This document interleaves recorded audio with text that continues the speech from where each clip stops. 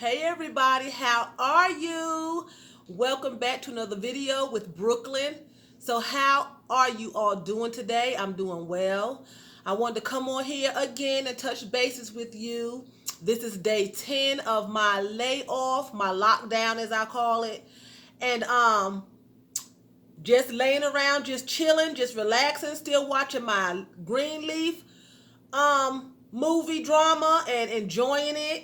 And I was thinking about it. I compared it to the church I growed up in. I know the name of the church is not Greenleaf. That's the pastor's family's name. But that's the name of the movie, Greenleaf. But I was thinking about it. I'm at the episode now where the pastor's daughter found out that her husband is interested in men. Okay, he admitted to her that he's interested in men. Okay, and so she divorced him. She divorced him, and I think they're showing little subliminal messages, and I think that he's having an affair with her lawyer. Okay, and I was just thinking about the church I grew up in. I'm still connecting it to my church that I grew up in. The pastor, she would pick out women's husbands. Like, the church was mainly women. It was a couple of married couples in the church, but most of these people in the church were single women. So any man that came to the church, she would say, this is your husband, and this is your wife. The Lord put y'all together. You couldn't choose your own husband or find somebody that you liked. You couldn't do that. Even at one point, she even made the suggestion that the women should pray that the Lord take some of these good men that had girlfriends out in the world, break them up and bring them to the church to be with these women. Okay, that's how the pastor thought. But anyway, she hooked up this woman who was very pretty in the church with a man who came to church and he was gay. And she married them, and I'm looking at Greenleaf, and he's married to the pastor's daughter, and he's in wanting men. He willingly impregnates his wife, but knowing all along that he's wanting a man. He tells her this after she gets pregnant. Okay? After she gets pregnant. And she miscarries. She was having twins. She miscarries one of the twins. Okay?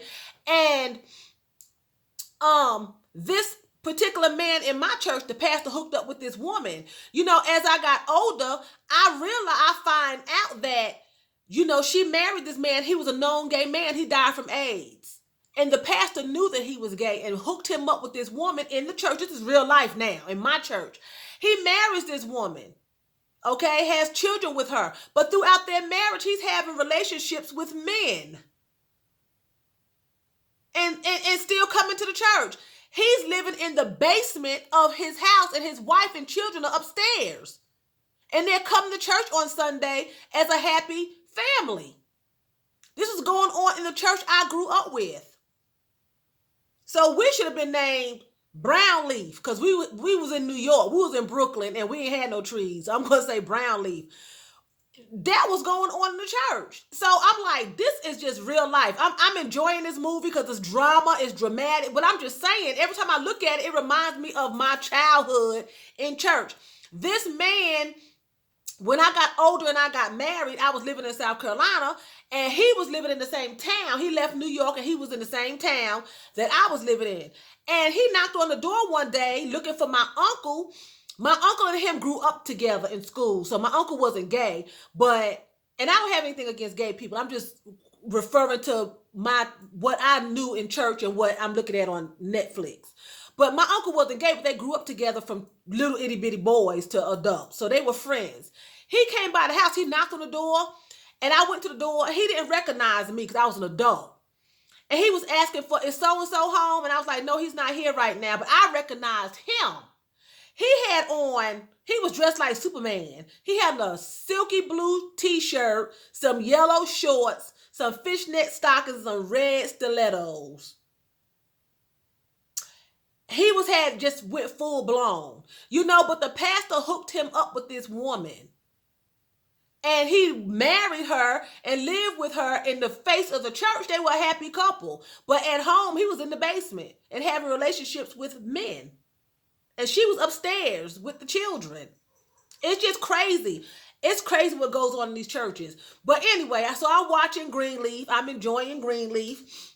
Still just laying around, chillaxing, catching up on my rest, and just having, R&R time. So anyway, they're talking about this coronavirus again. I'm not going to harp on this coronavirus. I just want to say something about it. Okay, I was saying that I thought that the coronavirus is a plague, and I think it's a plague. So I looked up the definition of plague, and I'm going to read this definition of plague to you all, and you all can determine whether this coronavirus is a plague or if it's just a virus.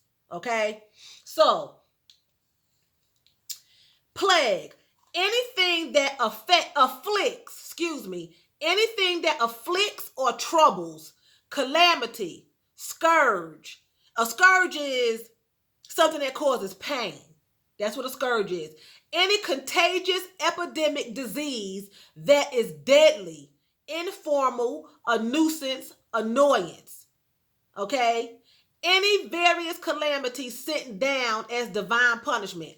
That's, I think, is a plague because it only comes from God. Even though it come through people to ignite it, I think it's a plague that was sent as destruction for the sins. That's my opinion. Like he did in Egypt with Pharaoh. He did those plagues, to get Pharaoh's and Egypt's attention. I think this is it, because if you notice, now what all the government is doing is saying, do this, quarantine yourself, wash your hands, don't do this, don't go here, don't go here. Ain't nobody yet said in the government, and everybody, let's join hand in hand and bow our heads across the world and let's pray that the Lord lift this plague and heal us from our sins and shield us and protect us and heal our bodies. Nobody said that yet. They're talking about doing everything else, which is not working. It's not working. So maybe you should try something else. Maybe prayer. Maybe repentance. Because it's a plague. I just read it. Anything that afflicts or troubles, calamity, scourge, any contagious epidemic disease that is deadly, informal, a nuisance, annoyance, any of various calamities sent down the Bible, any of various calamities sent down as divine punishment. Example, bubonic plague. It's a plague. It's not just a basic virus. It's taken over the whole world. It's a plague. Then I looked up some things that are common to what's going on, the effects of it, okay? Revelation 13:16. Okay, we're talking about the mark of the beast. Remember the other day when I was saying that I thought it was like the world order, the new world order, one world ruler? Okay, it says, the great and the small, rich and poor, free and slave, are going to be forced to receive a mark on their right hand or on their foreheads, so that they could not buy or sell unless they had the mark, which is the name of the beast under the number of its name. This calls for wisdom. Let the person who has insight calculate the number of the beast, for it is the number of a man. That number is 666. Now, I'm saying this: rich, poor, free or slave, small or great, okay? They will not be able to buy or sell unless they take the mark. Now, think about it. We are not able to buy at certain stores, and them stores are not able to sell. It's not all of them yet. That's coming. Do I know when? No, I don't, but it's coming. But think about it. We can't buy certain things. They can't sell certain things to us. Only different thing is this stuff is happening that's in here. Only thing is they have not offered us the mark on our right hand yet or our forehead. They haven't offered it yet. But we can't go to any store and buy what we want to buy. They can't sell what they want to sell. They're locking it down. They're shutting it down. Eventually, everybody will be eventually closed down. You know, so I just did some little research and I want to share that all with you all. I'm not going to harp on. I just want to give you all something to think about. You know, it's a plague. It's not a joke. People are dying from it. Now, within the next 2 weeks, it's going to be 200,000 people, probably or more, dying from it. You know, they're saying go in the house, quarantine yourself. It's not working. Maybe some prayer might would work. If the whole globe, since they're all on the same page now, telling everybody to go in the house, telling everybody to quarantine themselves from America to Africa, we're all on the same page. Maybe they need to have a global prayer. Maybe the Lord will lift his hand. And maybe he'll say, okay, they repented for their sins. Let me go down here and let me heal the city. Let me heal the nation. Not the city, the nation. You know what I'm saying? So anyway, so I just want to come on here and say that. I hate to be the bearer of bad news. I'm not trying to give you any bad news. I'm just trying to keep it 100, as they say. I'm trying to keep it 100. It's just real. And every time I wake up and I think about it, you know, it's like I'm living a nightmare. It's like a dream. You know, I remember telling my mother and my family members, you know, when I look at The Walking Dead and everything on TV, because I like stuff like that, I'm like, Lord, if that ever happened, if it was really The Walking Dead, I wouldn't know what I would do. You know, just talking. Now I'm sitting up here thinking, it's like I'm living in the land of The Walking Dead, because if you have the coronavirus, you're The Walking Dead, basically. You're The Walking Dead, basically. It's like you just walking around, you just dead. And you locked up. And that's what they do to zombies and stuff on these fictional programs that I thought was fictional. They be locking them up and quarantining them. You know, it's just, I can't get over it. That's why I keep talking about it. I can't get over it. It's all over the place. It's all in the news. That's all you hear.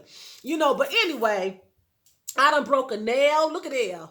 And they done shut down. I got all the other ones, but they done shut down the nail salon. So I'm like, what am I going to do about my nail? Look at there.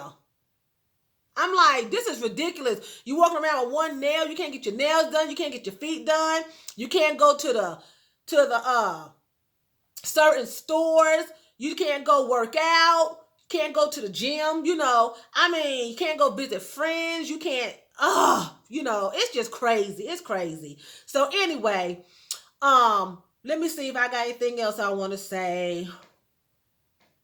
Not really. I'm just jabbering, just jibber jabbering, just talking with you all. This is day number 10 of my lockdown layoff official day.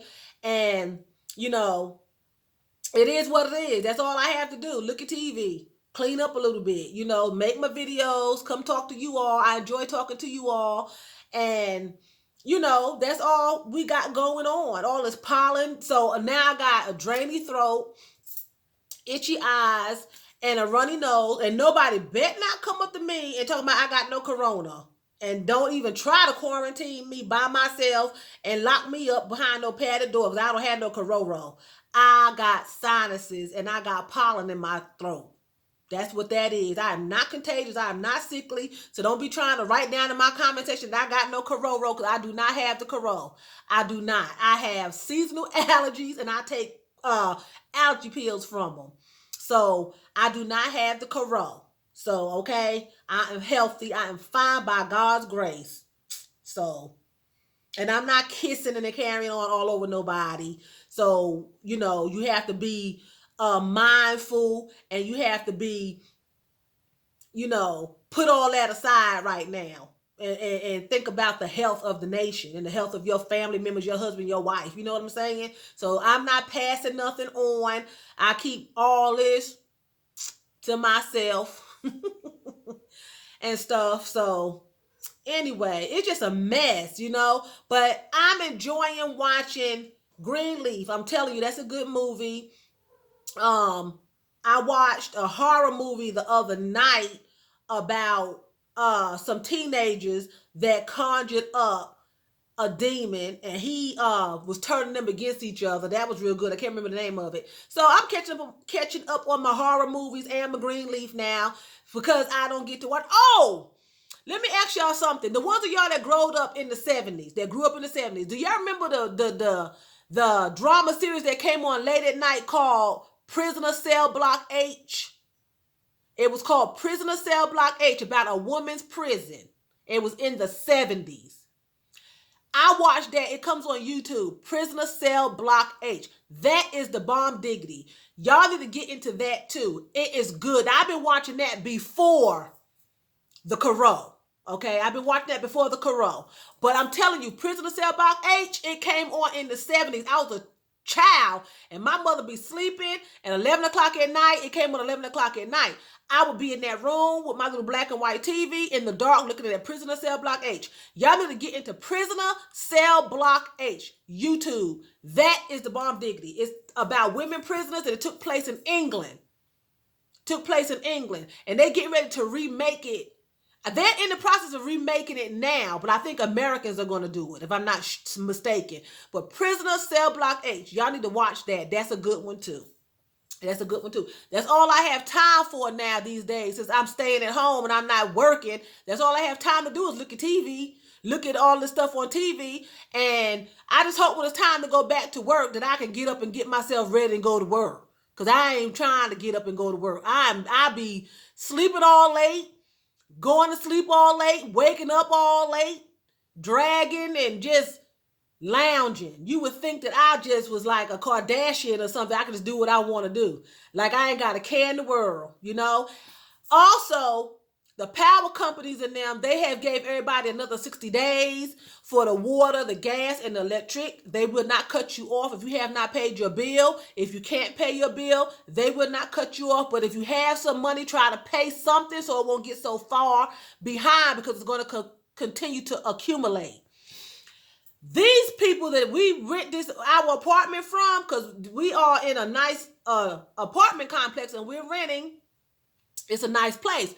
That heifer gonna tell me, I hope she ain't watching my video, oh, the only thing we put in place for the rent is, instead of your rent being due on the 6th, we'll give everybody to the 10th. Really? The 10th. You're gonna give us a whole 4 days.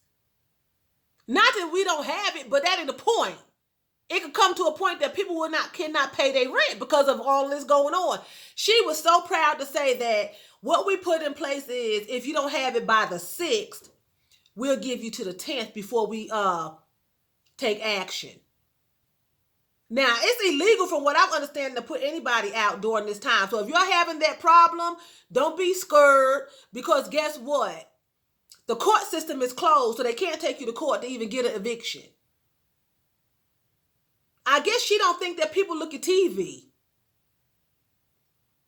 4 whole days. 4 whole days. 4. 1, 2, 3, 4 whole days before they take action. And you got the Roro out there killing people. So if you don't pay your rent by the 10th, you get put out and you sit out in the street and just die. That's basically what you're telling me. The car places are giving extensions, the light bill place, the gas and the water, and the rental place is going to sit here and tell their tenants that you got a whole 4 days. And where my mother is in Georgia, they told them in their condominiums that their late fee is $35. But if you don't pay it by the due date down, instead of it being $35, it's $150. They done jacked the late fee up to $150. That's extortion. Anyway, you all have a great night. You know, have a great night. Don't worry about nothing. Go get you some green leaf and look at you some television. Get green leaf and drink you some green tea. Y'all have a good night. Vielen Dank. That's thank you very much in German. So vielen Dank for watching me. And choose. That's what? That's bye in German. I'll be back with you all tomorrow for day 11 of my official layoff day. Love you all. Good night.